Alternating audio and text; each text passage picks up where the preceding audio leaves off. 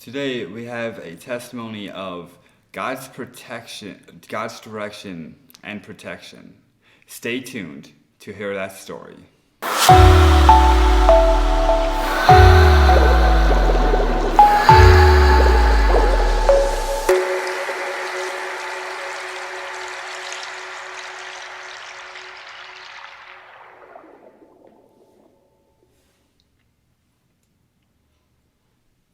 Welcome to the show, Testimony Tuesday. I'm your host, Charles Gates Jr., and this is my mother, Susan Lucas.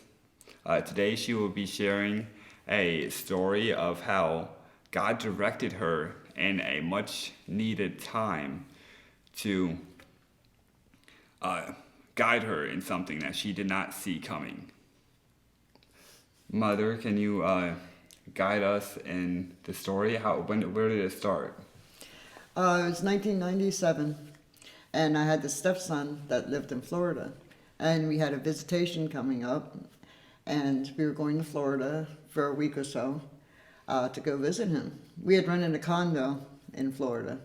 I think it was near Orlando. It was near Walt Disney World too, and we had went to this condo after the long trip down there. And we had visited with him for a week. It was his son's birthday, so had a birthday party while we were there. And we decided to go visit my father-in-law for a couple of days. And his wife was was a Christian. She went to church all the time. Okay. And, were you a Christian at the time? Yes. Okay. So, Yeah. She didn't have to fight me to get me there. Okay. But when we went to visit them, they had a revival going on in her church. They had a pastor from out of state, him and his family. And she said they were really good and wanted us to come to church with them. So we went to church with them. It was in the afternoon. They had a couple services per day. We went in the afternoon to the church service, and after they were done singing and everything, and he started pastoring, he had said, started talking about this person that was there in the congregation and saying some personal stuff. And Okay. he had said that this person, the Lord, he needed to let them know who he was talking to. That's why these things came out. And I thought, boy, that sounds familiar, but the only thing that anybody that knows that is me and God. Okay. So, would you say he revealed the secrets of your heart? Yes. So things that only you and God knew? Yes. What about your husband? Did he know? No. Oh. He didn't know some of these things So that the pastor was saying. Okay, so a complete stranger that doesn't even know the church. He and didn't you know don't me, the church. didn't know my name. Okay, that's interesting. And I thought to myself, I told God, I said, no, I'm not ready, because he kept calling this person up front and said, you need to come up front. And I said, no, I'm not ready. I'm not going up front. Because I knew he was talking about me. There's stuff in there that only I knew about and God. And then he said, okay. He said, well, this person's not ready to come up front yet, but I'd like her to be back in services tonight, this person back in services tonight, because we have a message for her. I have a message for her that she needs to hear. So I thought, well, we're leaving right after service, so maybe he's not talking about me. Even though he is saying some pretty stuff that it was me. But after we got back to my father-in-law's house, something had happened. I think it was traffic and the weather and everything. Okay. I had postponed our trip and said it'd be less traffic and, easier to make the trip at nighttime. That we're going to leave that night. So do you think if you would have sat forward in church that you would have been able to leave right away, or do you think it was to set up? It was a prevention. It was a setup. God made It's definitely a setup. Okay, well, what happens next? We went back to church, just like God said I was supposed to. Of course. I was there at 7 o'clock service, and they're singing and everything, and he started again, saying all these things, and said, this person needs to come front now. And he was very stern with that. And he was walking down the aisle, and I was watching him, and he reached out and grabbed my hand. So God pursued you. Would you Yes. say that?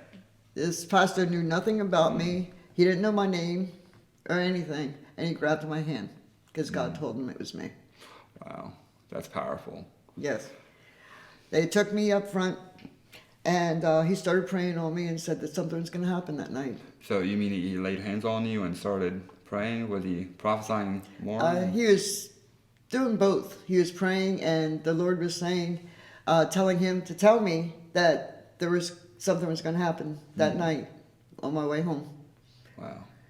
and that I needed his protection, and he needed to send his angels Okay. to guide and protect me.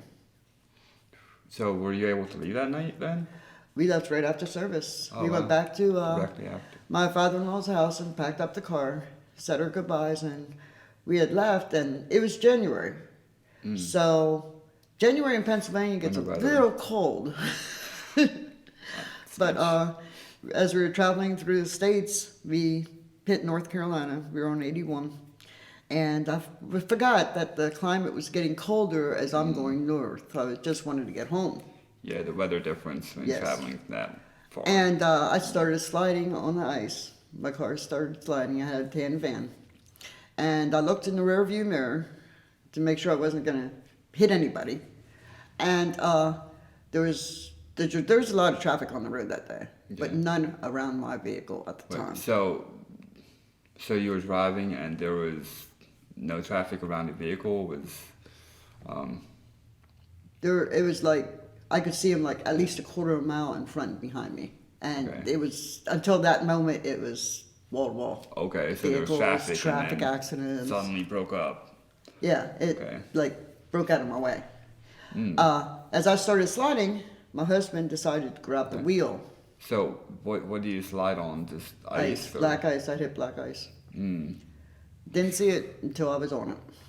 okay. My husband grabbed the wheel and jerked the wheel. Now, he never had his license, and I was taught how to handle a car in a vehicle. Right. But as he yanked the wheel, the car started spinning. It went down an embankment, and it was going pretty fast. And I see these trees headed towards us, and right before the trees, it went, stopped dead still, and very slowly laid us on our side. So it didn't hit nothing. It just suddenly stopped. It was like an invisible wall. Would you say? It felt like everything was going in slow motion at the time. And it just lowered itself down on the Like side. somebody caught us. And later lowered us on the ground. It's like a baseball flying through the air and then just smacks it against a glove and it just stops. And Except there's a little more gently. well, yeah, I don't think you were going about 90 miles per hour either. So My husband had crawled out the window and he said he'd seen a cop down the street and he was going to run down and get the cop. Right. But as soon as he climbed up and out away from the vehicle, a whole bunch of men surrounded our vehicle and said, "Is everybody okay?" And I said, "Yes." My kids were dangling from the seatbelts, but they were okay. Thank God. And they said, "Hold on, we're going to sit you on your wheels." As they were setting us up, I seen trucks lined up along the highway, and they were stopped. That's two came to help us. Next time I looked up, they were gone. Oh, wow. They were not there anymore. So would you say that they were angels that on assignment that sent Like to an angel's own assignment that the Lord has sent to help us. Reminds me of some stories I've heard before. Very powerful. He sent quite a few angels in this So, story. what happens after that? Like, how do you get to if they're all gone? How do you get to the motel or get help? Well, the policeman was there within 5 minutes. He was right there. The other accident must have been over by then. I don't know, but a cop had showed up immediately. And this truck driver who was hauling cars from Florida to Pennsylvania, Oh, how ironic. because we had a nice conversation. That's what he told me. He had stopped and asked if he could help us. And he said, I can put the children in my truck and keep them warm. I was already in the cop car talking to him. And he said, I can keep the children in my truck and keep them warm. He said, until you need me. And we had finished everything with the accident and everything. He had called a tow truck. And the tow truck came and pulled our car up out of the ditch and set it on the highway. That's all he did. And he said, charged us $125 for that. And the truck driver said, well, I can take you to the next rest area. He said, there's a motel there. So we agreed, and all of us piled in his truck and went up he took us to the motel. Never so thankful. But we had gotten a room and called the family and let everybody know what was happening. And I thought I was going to give Dad a heart attack that day. But my husband had asked around in the restaurant, because there's a restaurant right inside the hotel, if he knew of anybody, a tow truck or anybody that would be able to help us. And they gave us, they said, yeah, there's this elderly man that has a garage down the street. So they gave him the number, and he had called them up. This elderly man shows up in this real old beat up tow truck. Picked up my husband, took him to our vehicle, took the vehicle back to his garage, came and picked me up and the kids, Well, it took a while. and took us back to his garage. The only thing that was wrong with our vehicle is that he said, all I had to do was take the tires off, wash the mud out, put the tires back on the car, and air them up. Well, they took the mud out in On January. frozen ground. When the ground was frozen. So how did the mud get inside the tires if the ground was frozen? That gets black ice. The ground was frozen. So it's like as your car was racing toward the streets, it's like the mud, the ground around softened up, like God, like just softened up the ground and really less an impact. It was really cold too. It's no way that was mud. And it wasn't even raining or anything. So the ground wasn't even wet. It was frozen ground. Wow. Yeah, that your testimony so far really reminds me of how God can speak through the littlest or the biggest of things, and He oftentimes uses other people to speak through, just for our well-being. Sometimes to direct us, sometimes to warn us of something that is to come, and sometimes just to bless one another with encouragement. And that's what it sounds like that happened in your story. God spoke through somebody, told them and showed them the things that He couldn't have possibly known, to prove to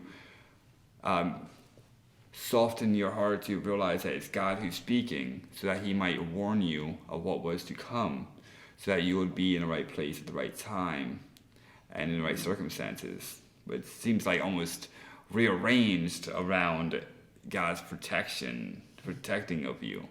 And I see also in His story favor, like He gave you favor with that tow truck, the towman, with the old truck, and all that should have cost more than what? How much would it cost? $75 to do all that work. You pick us up.